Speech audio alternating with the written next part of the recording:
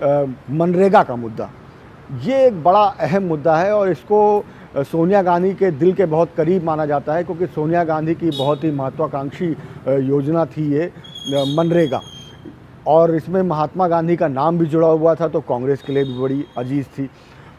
अब सरकार ने इस योजना का नाम बदल दिया और नई योजना सरकार लेकर के आ गई है सामने।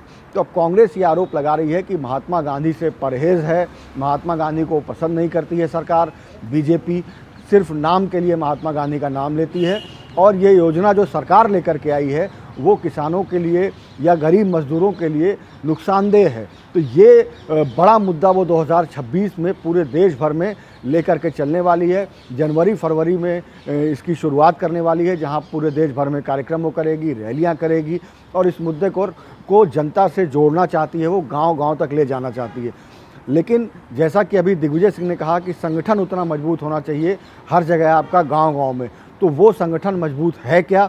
और ऐसे में इस वक्त में जब कांग्रेस तमाम राज्यों में चुनाव हार गई है, तो वहाँ ऐसे में इस योजना को लेकर के एक देशव्यापी आंदोलन बनाना कितना संभव होगा, कैसे संभव होगा, ये एक और बड़ी चुनौती है कांग्रेस के लिए, राहुल गांधी के लिए। और इसके आगे अगर हम एक अन्य मुद्दे की बात करें तो वो मुद्दा है राहुल गांधी का वोट चोरी का। अब वोट चोरी का ऐसा मुद्दा है कि राहुल गांधी लगातार कह रहे हैं कि हरियाणा में, महाराष्ट्र में वोट चोरी हुई, बिहार में वोट चोरी हुई, SIR का मुद्दा है जिसके ज़रिए विपक्षियों के वोट काटे जा रहे हैं।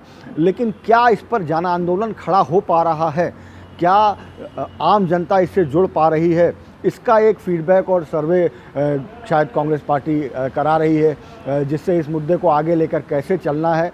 क्योंकि जैसे ममता बनर्जी हैं वो भी इस मुद्दे पर सपोर्ट में हैं, अखिलेश यादव भी सपोर्ट में हैं, लेकिन अगर आप बात करें तो कई दल ऐसे हैं जो बहुत ज़्यादा इसका समर्थन नहीं कर रहे हैं। शरद पवार कभी समर्थन करते हैं, कभी उनकी बेटी कहती हैं कि नहीं, बहुत ज़्यादा इससे असर नहीं पड़ता। वहीं जो उमर अब्दुल्ला हैं वो SIR को या वोट चोरी को बहुत बड़ा मुद्दा नहीं मानते, वो कहते हैं ये कोई मुद्दा नहीं है। तो ये वो मुद्दा है जो राहुल गांधी खुद उठा रहे हैं। लगातार इस मुद्दे पर अभी रामलीला मैदान में रैली भी की, लगातार यात्राएं भी करी। तो इस मुद्दे को भी जनता से जोड़ना है अगर, तो उसके लिए कैसे जोड़ना होगा, क्या कदम उठाने होंगे, वो एक बड़ी चुनौती है। और सबसे बड़ी चुनौती जो है जिसका कांग्रेस पार्टी के कार्यकर्ताओं को भी बहुत इंतज़ार है, वो है प्रियंका गांधी। यूपी चुनाव के बाद से यूपी चुनाव में प्रियंका गांधी प्रभारी महासचिव रहीं। उसके बाद यूपी चुनाव में जब हार हुई 2022 के बाद, तो प्रियंका गांधी खामोश हो गई। यूपी उतना ज़्यादा उन्होंने ध्यान नहीं दिया, और उसके बाद वहाँ अविनाश पांडे प्रभारी महासचिव बन गए, और प्रियंका गांधी 2 साल से ज़्यादा का वक्त हो गया बिना पोर्टफोलियो के सिर्फ महासचिव हैं। उनके पास कोई आधिकारिक तौर पर जिम्मा नहीं है। वो कैंपेन करती हैं, रैली करती हैं, स्टार कैंपेनर हैं। तो लगातार ये कोशिश होती रही कि उनको कोई जिम्मेदारी दी जाए, लेकिन चूंकि प्रियंका गांधी हैं, राष्ट्रीय स्तर की पर उनका प्रभाव माना जाता है, तो ऐसे में किसी एक राज्य का प्रभारी बनना, दोबारा से यूपी की तरह बना देना, ये कांग्रेस चाहती नहीं है। और ये भी कांग्रेस संदेश नहीं देना चाहती कि कांग्रेस में कोई दो राय हैं, यानी राहुल गांधी के पैरेलल प्रियंका गांधी हैं। नेता यहाँ राहुल गांधी ही हैं, इसमें कहीं कोई दो राय नहीं। अध्यक्ष खड़गे हैं।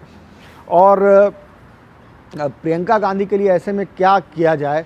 क्या उनको वर्किंग प्रेसिडेंट बनाया जाए? उससे कहीं ऐसा तो नहीं होगा कि खड़गे डिमीन होंगे कि गांधी परिवार फिर जो है पद पर आ गया, भले ही राहुल गांधी कहते रहे कि मैं पद नहीं ले रहा हूँ।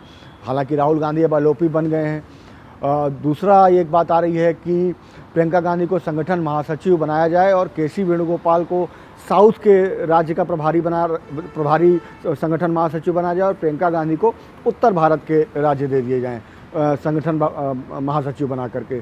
और एक और है कि प्रपोजल कि उनको इलेक्शन मैनेजमेंट कमेटी बना करके उसका चेयरपर्सन बना दिया जाए।